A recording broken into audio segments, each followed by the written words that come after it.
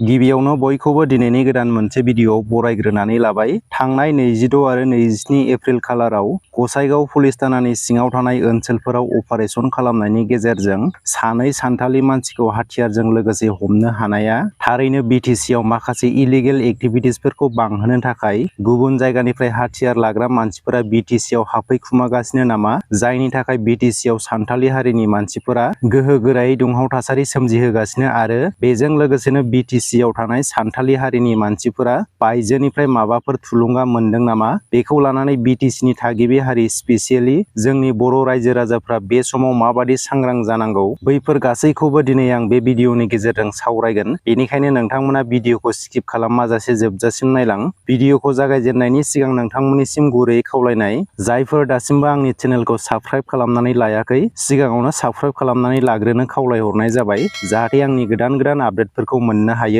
थौदो बिदिब्ला दिनैनि भिडिअखौ जागायदिनि। बिटिसिआव दासान्दि सानथालि हारिनि मानसिफोरखौ दुंहाव थासारि सोमजिहोनायखौ नुनो मोनगासिनो।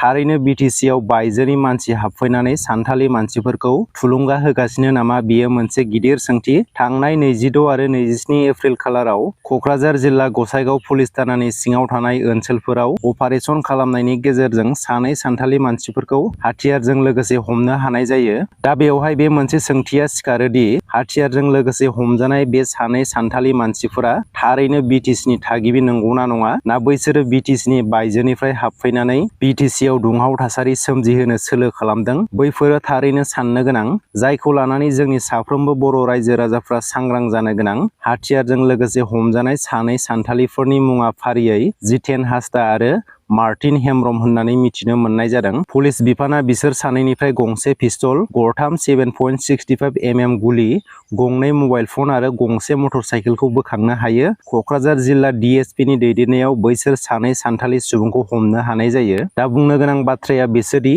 मा थांखिजों बैसोर सानथालि मानसिफोरा बे हाथियारखौ लादोंमोन आरो बे हाथियारा बबेनिफ्राय फैखो। थांनाय माखासे सान सिगां नोंथांमोना क'क्राझारनि कारिगावआव सासे बर' सुबुंखौ सानथालि हारिनि मानसिफोरा खास्रि बिस्रि बुथारनाय जाथायखौ थारैनो गोसोआव दं, जेराव सानथालि हारिनि मानसिफोरा गावसोरनि दाय मावनायनि उनावबो जोबोद गोहो गोरायै बर' गामियाव हाबनानै न'-बांफोरखौ सावनानै होयो। दा बैसोर सानथालि हारिनि मानसिफोरा बिटिसिनि थागिबि बर' हारिनि सायाव बेबादि गाग्लोबनो बबेनिफ्राय गोहो मोनखो?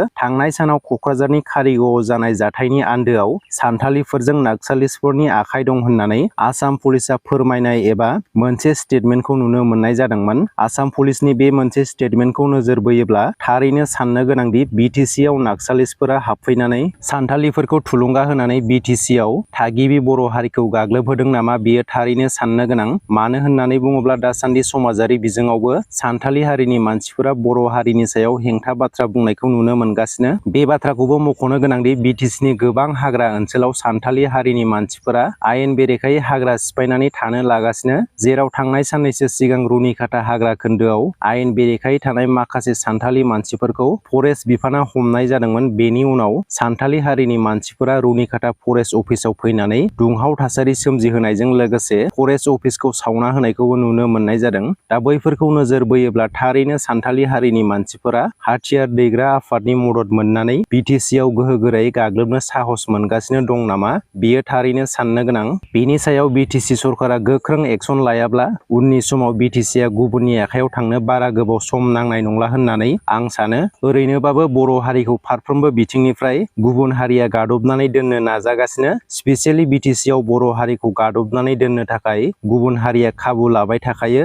बेखौ जोंनि हारिनि पलिटिकेल दैदेनगिरिफोरा मिथिखासेयावबो गाव गावनि पलिटिकेल मुलाम्फानि थाखाय जेबो बाथ्रा बुंनो हायाब्ला एबा एक्सन लानो हायाब्ला जोंनि बर' हारिनि थाखाय बियो जोबोद दुखुनांथाव। दा जों बेखौबो नुबोगासिनो दंखायो दि जोंनि बर' हारिनि सायाव गुबुन हारिया इनाय अयथासार खालामबाबो जोंनि बर' हारिनि दैदेनगिरिफोरा गाव गावनि खहा जाजानो गिनानै जेबो बाथ्रा बुङा। दा बैफोरो जोंनि बर' हारिनि रायजो राजाफोरनि थाखाय जोबोरैनो साननो गोनां। बे समाव जोंनि हारिया खौसे जानो रोङाब्ला उननि समाव थारैनो गुबुन हारिजों गादबनानै दोनजागोन, बेखौ नुहुरो। बेनिखायनो जोंनि साफ्रोमबो बर' रायजो राजा आरो दैदेनगिरिफोरा खौसे जानानै गुबुन हारिनि गादबना दोननो नाजानायनि हेंथायै गसंथानांगौ। दा नोंथांमोना बेनि सायावहाय मा सानो, कमेन्ट सेक्सननि गेजेरजों फोरमायहरदो। दिनैनि भिडिअआ एसेनोसै। जै बर' हारिनि।